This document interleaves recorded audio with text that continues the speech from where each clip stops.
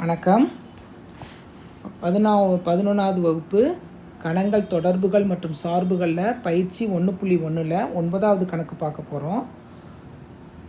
n of a 3 மற்றும் n of b 2 என்னும் நிபந்தனைக்குட்பட்டு அமைந்துள்ள இரு கணங்கள் ab ஆகும். x1 y2 z1 என்பவை a cross b என்னும் கணத்தில் உள்ள சில உறுப்புகள் எனில் ab கணங்களை காண்க. நம்ம முந்தின கணக்கு செஞ்சோம்ல, அதே மாதிரி தான். எத்தனை கணங்கள் கொடுத்துருக்காங்க? 2 இது கொடுத்துட்டாங்க. மொத்தம் எத்தனை உறுப்புகள் உள்ளன அது நம்மளுக்கு தெரியாது. ஆனால் n of a என்ன கொடுத்துருக்காங்க? 3 கொடுத்துருக்காங்க. n of b வந்து என்ன கொடுத்துருக்காங்க? 2 கொடுத்துருக்காங்க. மொத்தம் எத்தனை உறுப்புகள் இருக்கணும்னா n of a cross b வந்து எத்தனை இருக்கணும்? n of a எத்தனை கொடுத்துருக்காங்க? 3. n of b எத்தனை கொடுத்துருக்காங்க? 2. அப்போனா a cross b வந்து எத்தனை இருக்கணும்? கண்டிப்பாக n of a cross b எத்தனை உறுப்புகள் இருக்கணும்? கண்டிப்பாக 6 உறுப்புகள் இருக்கணும்.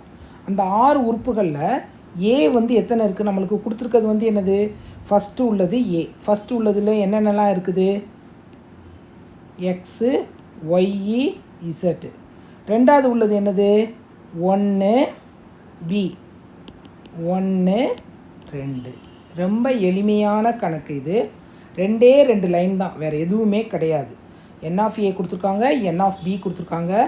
a cross b எவ்வளோ இருக்குன்னு பார்க்குறோம். 6 உறுப்புகள் இருக்கும். அந்த 6 உறுப்புகளை நம்ம ஏற்கனவே 3 பேர் கொடுத்துருக்காங்க. அந்த 3 பேரில் கொடுத்துருக்காங்க. ஃபஸ்ட்டு உள்ளதுலாம் ஏன்னு எடுத்துக்கோங்க, ரெண்டாவது உள்ளதுலாம் பின்னு எடுத்துக்கோங்க.